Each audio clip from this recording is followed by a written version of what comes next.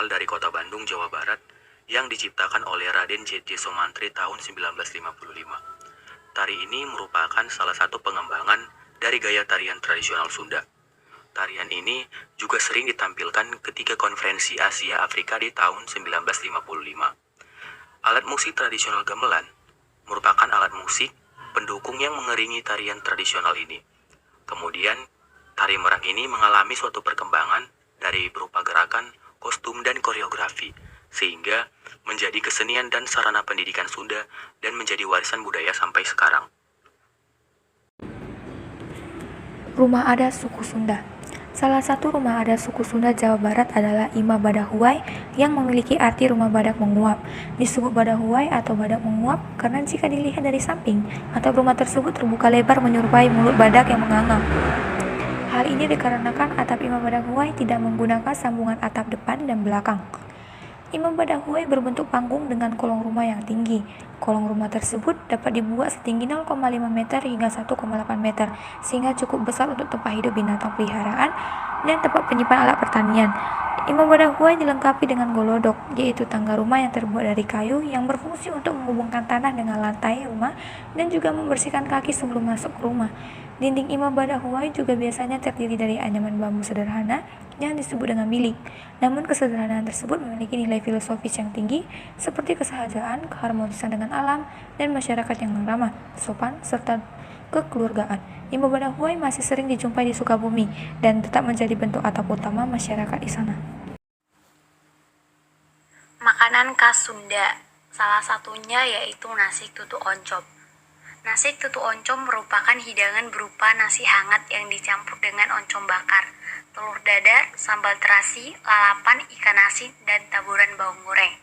Nasi tutu oncom berasal dari Jawa Barat, tepatnya dari Tasikmalaya. Mengenai asal-usulnya, olahan nasi yang satu ini belum diketahui pasti. Namun nasi tutu oncom selalu disajikan sejak turun-temurun. Bahkan nasi tutu oncom ini sudah menjadi makanan yang wajib bagi orang Sunda sejak zaman dahulu. Tarian Kipas Pakarena.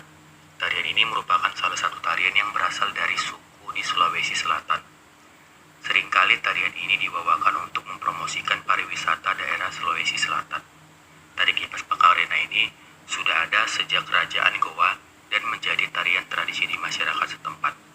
Menurut legenda, tarian tradisional dari Sulawesi Selatan ini asalnya dari cerita perpisahan antara penghuni bumi dengan negeri Kahayang, di mana tarian ini mengajarkan pada penghuni bumi tentang cara hidup, misalnya contoh cocok tanam, berternak sampai berburu melalui gerakan.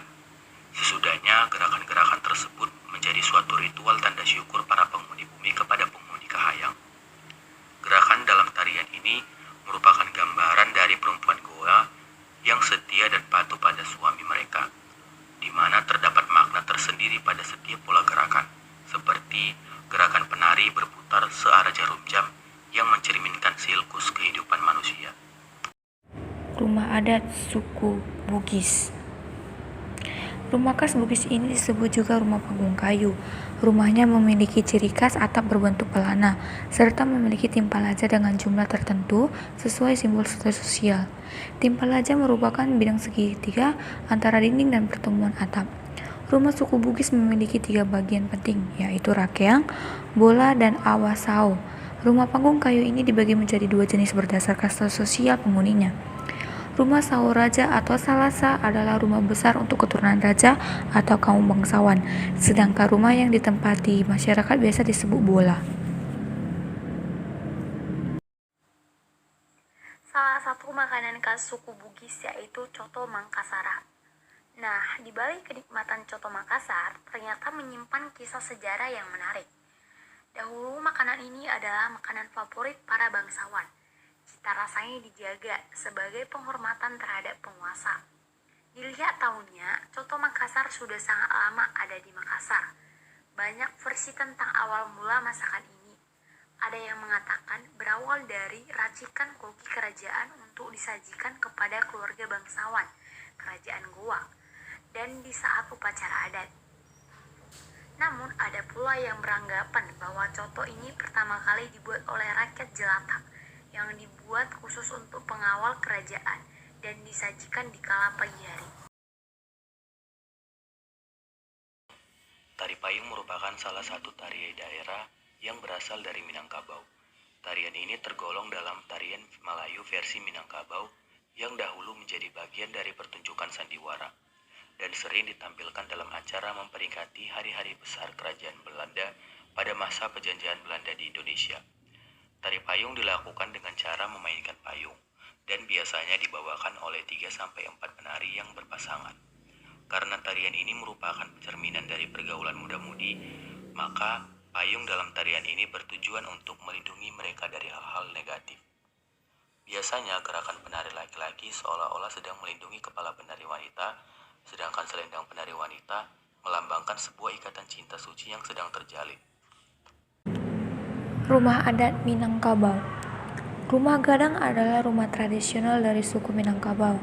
Menurut bentuk, rumah adat ini disebut rumah gonjong atau rumah bagonjong atau rumah bergonjong karena bentuk atapnya yang bergonjong menjulang-menjulang. Jika ukurannya tergantung pada jumlah lanjarnya atau ruas dari depan ke belakang. Sedangkan ruangan yang berjajar dari kiri ke kanan disebut ruang. Rumah yang berlanjar 2 lipat pandan atau lipat pandan. Umumnya, lipat pandan memakai 2 gonjong. Rumah yang berlanjar 3 disebut balabubuang atau belabubung. Atapnya bergonjong 4, sedangkan yang berlanjar 4 disebut gajah maharam atau gajah terbenam. Biasanya gajah maharam memakai gonjong 6 atau lebih. Dalam kehidupan sehari-hari, rumah gadang memiliki fungsi-fungsi tersendiri. Fungsi-fungsi tersebut adalah pertama, adat jamur. Dalam hal ini, rumah gadang berfungsi sebagai tempat untuk melangsungkan acara-acara adat dan acara-acara penting lain dari suku yang bersangkutan. 2. Fungsi keseharian. Dalam hal ini, rumah gadang berfungsi sebagai menampung kegiatan sehari-hari dari penghuninya seperti makan, tidur, berkumpul bersama anggota keluarga, dan lain-lain. Lebih dominan berlangsung di sini. Makanan khas Minang. Salah satu makanan dari suku Minang yaitu rendang. Rendang merupakan sajian makanan dari ranah Minang, Sumatera Barat. Menurut sejarah, nama rendang berasal dari bahasa Minang, yaitu randang. Kata randang merujuk pada teknik memasak bernama merandang, yang berarti mengolah dan mengaduk masakan dalam waktu yang lama sehingga hasil masakan menjadi kering.